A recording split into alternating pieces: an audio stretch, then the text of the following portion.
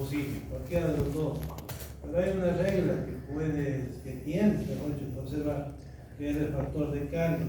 El factor de carga es lo que siempre se ha dicho: nadie en esta vida puede trabajar al 100%, 24/7, porque hay un punto que te pierdes. ¿De acuerdo? Entonces, el factor de carga mínimo es 0,8. Si tienes con factor de carga mayor a 0,8, vas a entender que tu curva es casi plana. Casi sigue plana. Trabajas 24/7, tiempo constante casi. Si eso sucede, te vas por el posible. Pero si eso no sucede, ¿qué tienes que hacer? Pues usa el 50. ¿De acuerdo? ¿Ya? No hay otro tema. ¿Cómo funciona? Como les dije, ¿no? Ves los 400, ves la parte de abajo que es de 2K, sabes que tu poder de 2600, estamos entrando, punto. Desde un punto de vista esquemático les explicaba esto. Puedes tener en paralelo N motores. Eso ustedes ya saben que se puede tener, depende del esquema. Hay una regla. Si decides poner en el principal con 51, tienes que poner un tiempo de paso entre 50 y 51. Las reglas son las mismas, 200, 400, a más de que no hemos hablado del tiempo de comunicación, pero se debería incluir entre los tiempos uno de comunicación, porque siempre más o menos se demora. Lo máximo que puede demorarse son 30 milisegundos. De preferencia, lo menos. Y cuando hablo menos, menos. Si puede ser 3, 4 segundos, 1000 segundos, buenísimo. Si puede ser 10, ok, más de 30 prohibido. Porque imagínense ustedes que el tiempo de comunicación, no sé, pongo una tontera, un minuto. ¿Saben lo que es un cortocircuito? Esperando hay que reaccione el relé porque no se abre. Un minuto. No tiene sentido. El tiempo tiene que ser lo más bajo posible de comunicación. Pregunta, ¿cuál es el parámetro que depende mucho de ese tiempo de comunicación? Es un dolor de cabeza. Desde el punto de vista eléctrico, es la resistencia. Ustedes conocen que la resistencia es lo que se opone al paso de la corriente. Pero en comunicación, ¿cómo se llama ese parámetro? Latencia. Y eso va de la mano muchas veces de qué? De la malla. La puesta a tierra. O sea, hay que tener cuidado. Este tema de relés, este tema de latencia, este tema de celda, eso ya se maneja en cabinas. Y de acuerdo al estándar 80, no dice tácitamente que pongas cabinas de una potencia pulgada de tal, pero el estándar 80 te recomienda poner celdas cuando tienes potencia instalada de 200K para arriba. No es una imposición, pero él recomienda que si tú tienes una carga instalada de 200K, eso implica celda y por ende cabina y por ende malla. ¿De acuerdo? ¿Cómo poner el 50, el tiempo de paso? ¿Cómo les decía? T1 sale en el punto de cruce que ustedes están viendo y T2 donde se pone. Acordaránse que esta corriente de cortocircuito es de qué? Es del disyuntor, que en este caso sería el disyuntor que yo puse 50 con el número N1 hasta N, para no olvidarme, porque siempre la corriente de cortocircuito es esta de aquí. La corriente de cortocircuito es la que está aquí. Esta es la corriente de cortocircuito. No es la de acá. Cuando yo te pongo la corriente de cortocircuito, ¿qué estoy diciendo? ¿Cuál es el principal? ¿D1, el D1 50 o el DP 51? 50. ¿Cuál es el de respaldo? 51. De acuerdo. A eso vamos. Así funciona este tema. Ahora, también se dice, pero vuelvo y repito, esto es pura teoría. Hay que ponerlo en la práctica a ver si se deja.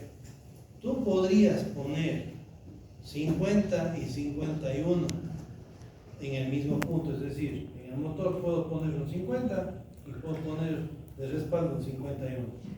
O podrías poner un motor fusible con un 50, si viene a la cabeza. ¿Cuál es el lío de poner demasiadas protecciones? Tú estás poniendo dos en serie con otra en serie, ya son tres. Y ustedes conocen muy bien que el ajuste ya se complica porque no puedes pasarte de 30 ciclos. no debería. Aunque los libros te dicen, dale nomás hasta segundo. No es aconsejable, porque hablar de un segundo, estamos hablando de cuántos filtros, casi 60. Y eso obligaría que quien sufre cuando hay un cortocircuito con mucha demora en la actuación de protección. ¿Quién sufre? El transformador, el principal. El que está sufriendo, esperando a que los otros reaccionen. Entonces hay que tratar de evitar. Ok. Ahora sí, ¿se entendió esta vaina o no se entendió? ¿Cómo hacerlo? ¿Seguro, seguro? ¿Seguro o no? ¿Seguro? Ahora, desde el punto de vista teórico, hay la probabilidad, una muy alta probabilidad, de que cuando tú haces el 50, debes poner entre todos los motores 50.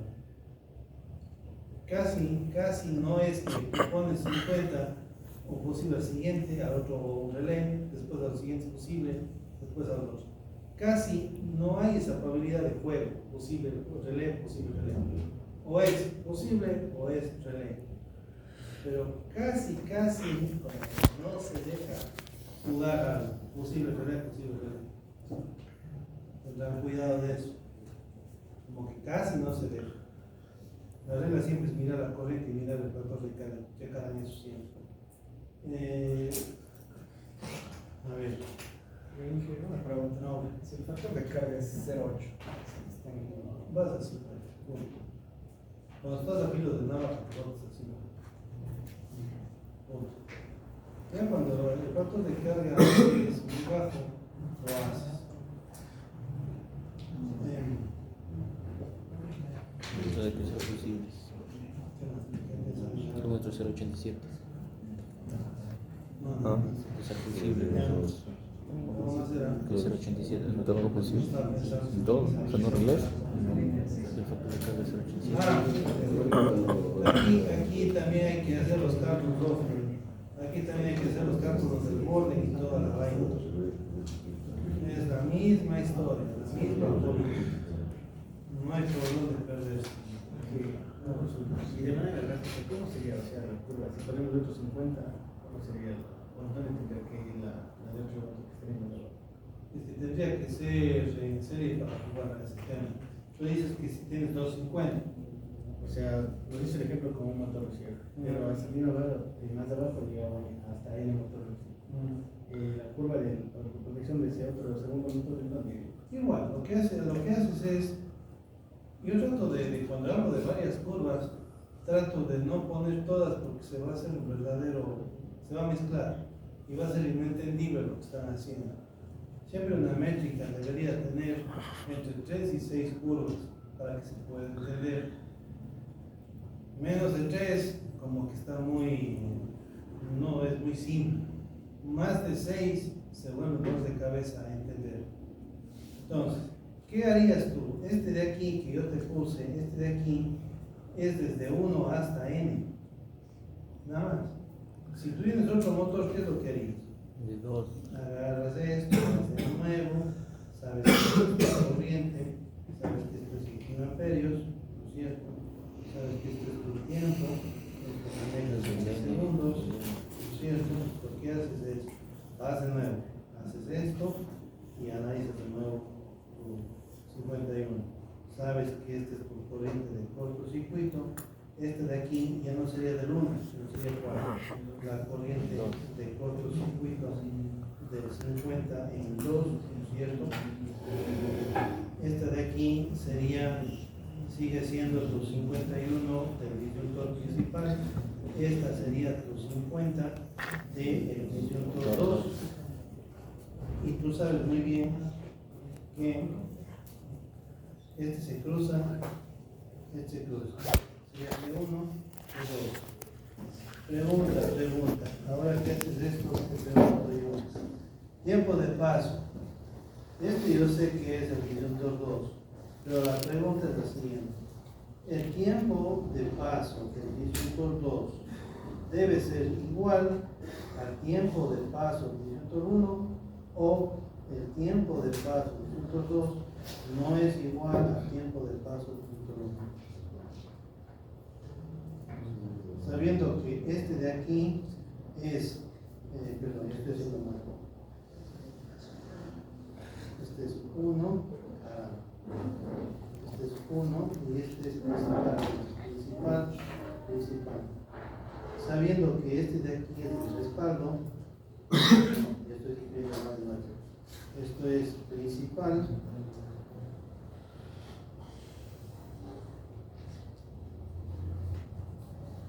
Y este de aquí es respaldo. La pregunta es simple. ¿La 1 o la 2? ¿Cuál? La 2.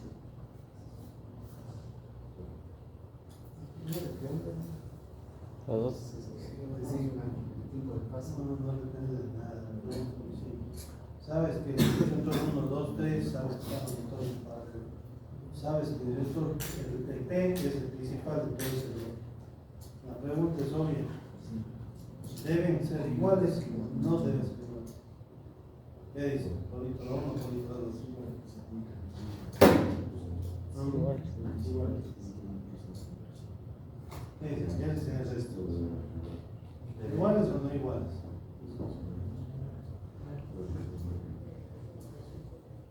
No es cierto. Los que dijeron sí es correcto. Esto no. ¿Por qué no? En Es paralelo. paralelo, pues, hijos. ¿Qué pasa si el tiempo de paso no es? Se desconfigura. ¿Te mataste haciendo paralelo? No puede ser desigual. Inge, entre el D1 y el DN, ¿debería ser igual? ¿O Puede ser, a ver, tiempo de paso. el tipo de paso? Sí, el tiempo de paso debe respetarse. Tiene que respetarse si te gusta, ¿no? Cuando yo hablo de tiempo de paso, estoy hablando de qué parámetro de cálculo. Time dial. Acuérdate que cuando yo hablo de tiempo de paso, aquí tú calculas el time dial, o lo que se llama, que es lo mismo, TMS. No puedes cambiar el TMS. Si cambias el TMS, todo lo que esté en paralelo ya se jodió. Imagínate querer tú volver a hacer el ajuste con el cortocircuito de cada motor, es imposible. Bueno, sí es posible. La única forma sería que te metas una guía. Pero eso no es ahí en este cosa. Sí se podría, eso se llama estudio dinámico, resiliente. Sería de meter ya lo que se conoce ahora como aprendizaje federado, para que pueda él de manera automática reaccionar y reconfigurarse desde diferentes combinaciones. Pero ya eso es meter una inteligencia artificial. No es ahí en este costado. Okay. Acá lo que se debería manejar es solo tiempo de paso único. Quiero que ustedes entiendan que si tú pones o calculas el tiempo de paso que es un time dial, ya no debes cambiar. Si cambias, altera todo. Y eso ya es un problema. ¿Entendido? ¿No entendido? ¿Qué se entiende? ¿Qué no se entiende? Y que para la protección de un motor, por ejemplo, el que se llama D1, ¿es obligatoriamente fusible o 50 o puede ser también un 51? Se sugiere instantáneo, porque el tema del motor, acuérdate que tiene que corriente de cortocircuito por todo bloqueado. No deberías tú darle el 51, porque 51 implica tiempo. Si el motor entra en corto, no puedes dar el tiempo, se va a quemar. ¿Dónde está la falla del motor? ¿En qué parte se da la falla? Está todo el motor. Está todo. Exacto. Se daña. No es aconsejable. Además, el mismo esfuerzo de frenado, recuerden ustedes motores, si la corriente sale, ¿La fuerza es perpendicular a la corriente o no? ¿Y el campo para dónde va? ¿Está a 90 grados a la fuerza o no? La corriente sale. ¿Ya se me Sí. olvidó? Ahora tienes porque esta materia implica toda la ingeniería agrícola. Hablamos que si tú tienes un conductor y te digo que sale con punto la corriente, la fuerza está así y el campo está así. ¿Te acuerdas? ¿Te acuerdas? Saca coches. Sale, saca coches. Y si la espiga forma un loop, un bucle, y te ves al otro lado, que entra, ¿cómo está? Si al revés, la fuerza sigue para arriba, pero para acá está el campo. ¿Cómo es la ley? La mano derecha. Esta señora de aquí, el señor Omar, que se le cae una manzana en la cabeza, que nos jode la vida. ¿Cómo se llama su nombre? Newton. Claro, porque estaba sentado ahí debajo del árbol, por causalidad de la vida, se le cayó una manzana y se le ocurrió la gravedad. Y este de Faraday ya sabe quién es. ¿Me van a entender? El principio de motores. Acordarse que entre estos dos, ¿qué más había? ¿Se acuerdan? Había un radio que podía explicar toda la historia que viene por ahí de motores. No es la harina de este cortar, todo se corta. En estos motores, ¿quién es el dulce? El pelo. El pelo base. ¿Entendido? Gracias, ¿qué otra duda, muchachos?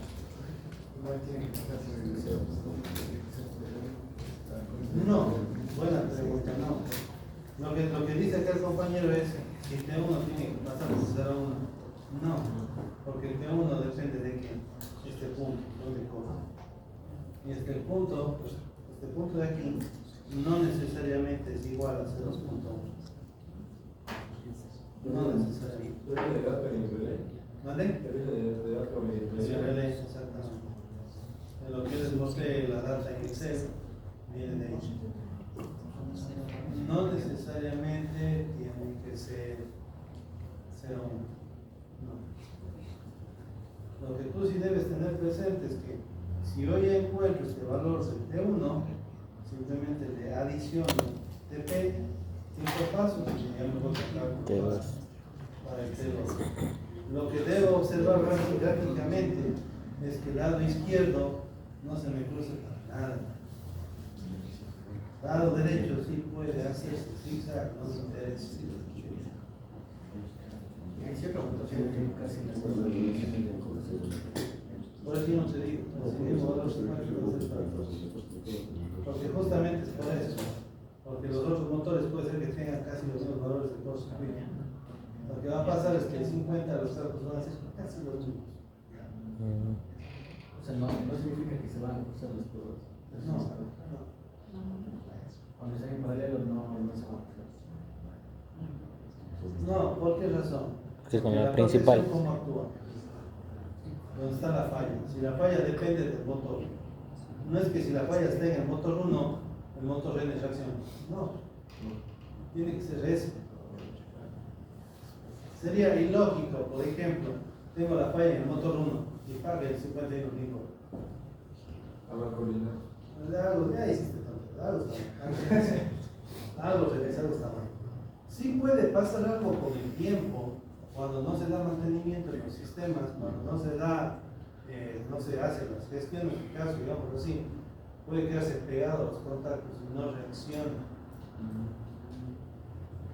Eso sí puede pasar, pero eso es culpa de la persona que está encargada del mantenimiento. Puede pasar, por ejemplo, que mencionaste mal el cable, me refiero al cable de medida. o por la misma vetustel o por los mismos daños que no te ha dado mantenimiento, los cables ya se rompen, se dañan, como todo en esta vida.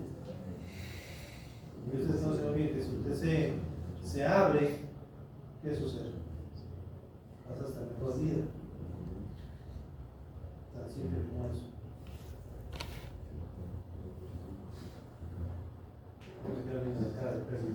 Pregunto yo, ¿qué pasa si el TC se abre? ¿Por qué no es prohibido a tener abierto?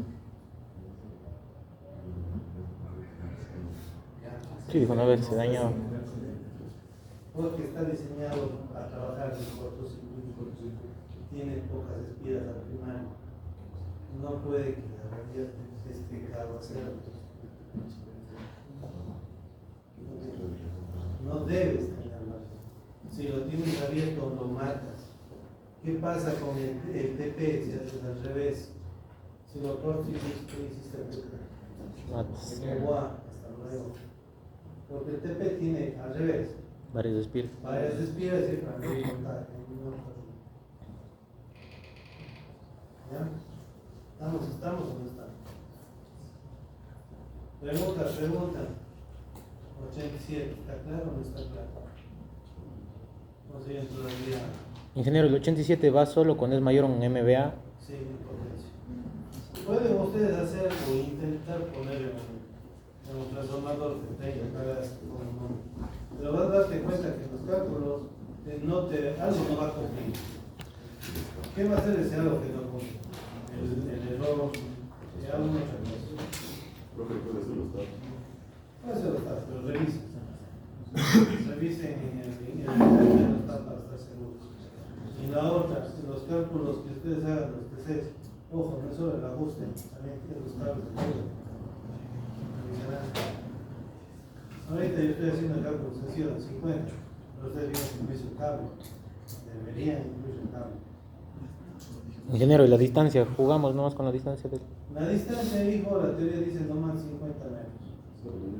Pero eso no es estupidez.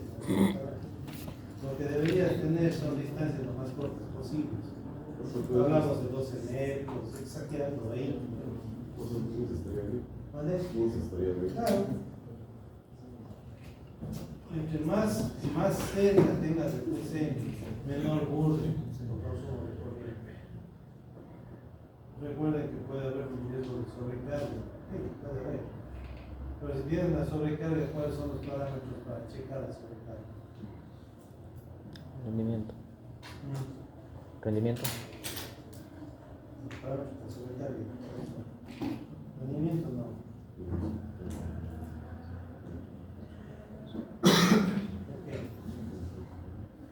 Vamos a hacer usted se condena.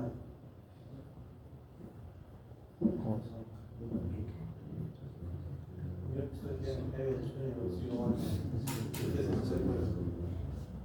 Son como los videos de TikTok, solo 15 segundos. Se pone la cabeza al otro lado. Creo que van a hablar con el acostumbrarse a tener libros. Te van a ver obligados a retener más. Pues los minutos. Ahí está. No puede caer. ¿Qué pasó? No me están reteniendo. ¿Qué pasó? Yo digo, voy a tener que castigo, voy a mandar a hacer un novenario de huevo tibio con romero.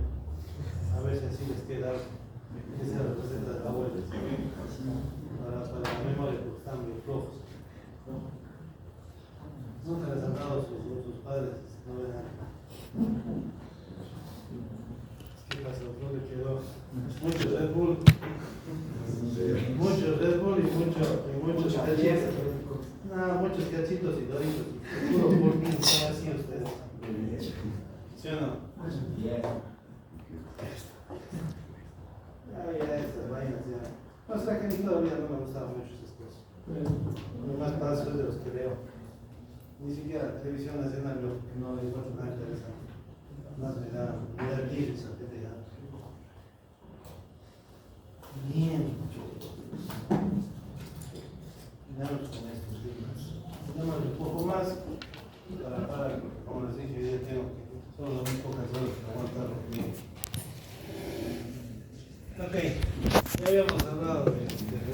habíamos hablado del 51, habíamos hablado de dos formas de cómo encontrar los ajustes, tracos y todo lo demás. Con eso ustedes ya pueden defenderse tranquilamente de esta historia. Habíamos hablado de la corriente ANSI, habíamos hablado de un poco de vainas. Entonces, con eso estamos. Ya, hace falta una prueba más y resolvemos. No sé si esta semana hay que resolver este mes, porque ya el interciclo está aquí sí, no está allá, está allá aquí sí.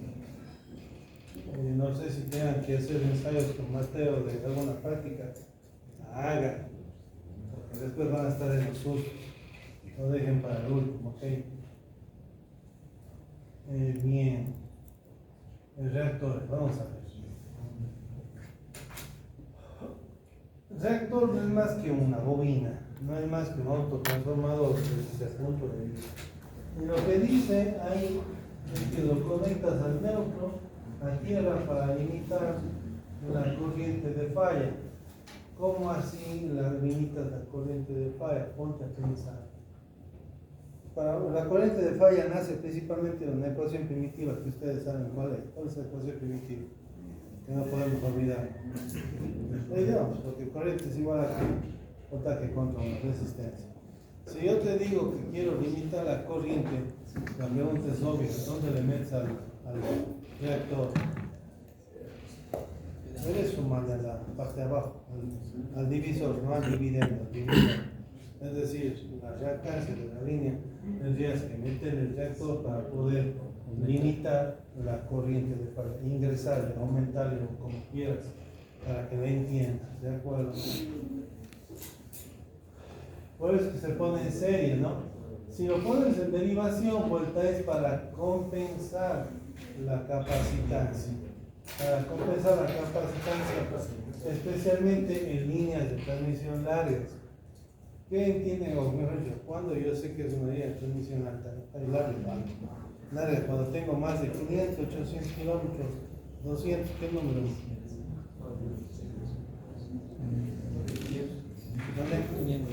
Sobre 500. Sobre 500. Aquí en nuestro país no tenemos líneas largas. Si solo desde aquí a todo el borde son 500 kilómetros. No tenemos una sola línea. Los reactores también sirven como bancos de filtros de armónicos y a la vez también le suprimen las corrientes secundarias de arco. Vamos a ver si se acuerdan de transformadores. Vamos a ver, no sé, ¿qué conexión me permite a mí eliminar los armónicos? Delta Y. No. Zigzag. Zigzag te permite eliminar los armónicos. No sé Delta qué. zigzag. Con eso yo puedo. Pregunta curiosa. Si yo necesito poner una suelda de punto o de algo que le llaman corriente elevada, ¿cómo se llama esta conexión rara? Pues los transformadores son muy especiales.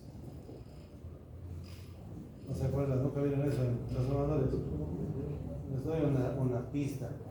Tiene un nombre raro y es algo que no nos gusta tomar, que es hasta pescado. Tiene un nombre, pues, ¿emulsión de qué? Scott, es la conexión, ¿acuerdas?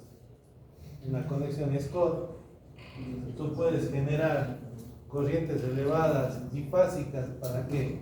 Para las sueldas de arco. Cuando tú tengas que hacer una soldadura de punto de arco, se suele usar la conexión Scott porque es a 90 grados en forma de T. Tú mandas a hacer el transformador, le digo, especial para este tipo de situación. De acuerdo. Tipos de reactores. ¿Qué es esto de los tipos de reactores? Los reactores de derivación son de aislamiento de resina o aceite. Cuando escuchen ustedes la palabra resina, significa que son aislamiento seco. Y cuando habla aceite, pues ya obviamente es el común de los voltajes. Por eso es que cuando hablamos secos, es decir, de resina, yo puedo tener un voltaje hasta de 34.5 K. Y pueden aplicarse a los terciarios de transformadores. Si te puede el caso. Si tengo Un tema monofásico, pues el núcleo es del aire y con el devanado expuesto en convección, ya sea para el montaje interior o exterior. ¿Cómo es eso, convección? Es un tema de termodinámica. ¿Por qué se dice convección? ¿Qué es eso de convección?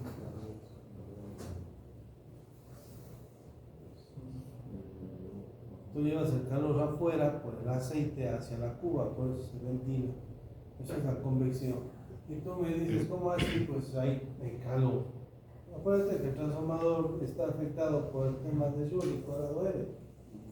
Y como está encerrado, no tiene aire, porque es una cuba, la temperatura normal de trabajo de los transformadores es 90 grados. Entonces, ese calor que se genera tiene que ir a algún lado, no puede quedarse ahí. ¿Hacia dónde se va? Hacia afuera, a la cuba por convección. ¿De acuerdo? Entonces, hay unidades monofásicas. Y cuando hablamos de monofásicas, estamos hablando de cortocircuitos monofásicos. Ahí es cuando yo puedo usar Carso haciendo la reducción a una Z1 monofásica para encontrar el costo. Y con eso resuelvo no solo el costo, sino resuelvo hasta flujos de potencia y todo lo que necesito. ¿De acuerdo? Pero también pueden haber fallas simultáneas en un reactor o con una falla que se extiende y que puede involucrar al bus. Ahora, el bus se entiende por barra. Aquí hay un tema que hay que tener claro. Desde el punto de vista teórico, el bus puede tener, o la barra, puede tener fallas simétricas, asimétricas, con arco y sin arco, teórico. Pero desde el punto de vista práctico, ¿cuál es el que debe tener?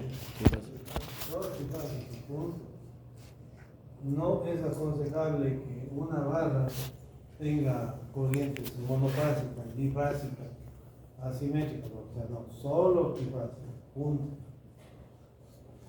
Entonces hay reactores que están sumergidos en aceite, ya sea por unidades monofásicas o trifásicas.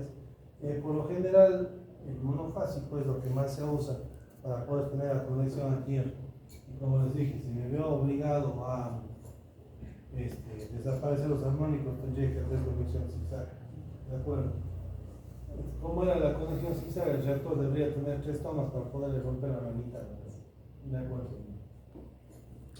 Y además, pues, yo debo recordar el asunto de fallas en el aislamiento, fallas en buques, bajo nivel de aceite y pérdida de enfriamiento, que son todas las cosas que involucran.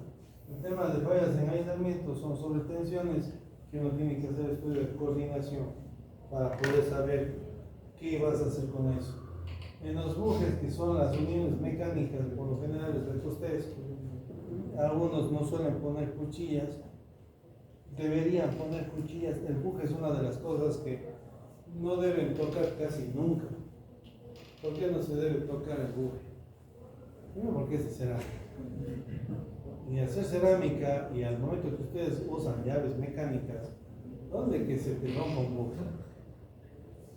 Tienes que llevar el reactor a la fábrica para arreglar, eso significa desconectar. Y es un problema. Por eso es que se debe usar seccionadores, cuchillas, para operar de tal manera que no toco el buque para nada. La única vez que toqué el buque fue cuando instalé y punto. Y si tengo un problema será cuando se presente una falla por calor, empecé usando termografía. Si no detecto esa falla, pues simplemente no hago nada. El tema del nivel de aceite siempre hay que checar, porque es normal. El hecho de tener altura, humedad, calor y todo lo demás, como cualquier líquido, aunque sea el aceite, tiene un tema de, se me va, membrana de, se fue el nombre, no me de acordar. Es una membrana que te produce una resistencia capilar para poder determinar si el aceite tiene o no tiene resistencia por la presencia de humedad. Y obviamente la pérdida de enfriamiento que se da cuando tú tienes un aceite contaminado. Porque acuérdate que el aceite es el encargado de llevar el calor por convección hacia afuera. Si no estás haciendo bien las cosas, vas a tener una pérdida de enfriamiento porque tu aceite se convierte en ácido, alcalino y todo lo demás. ¿De acuerdo? Dejemos de ahí muchachos. Estaremos por ahí.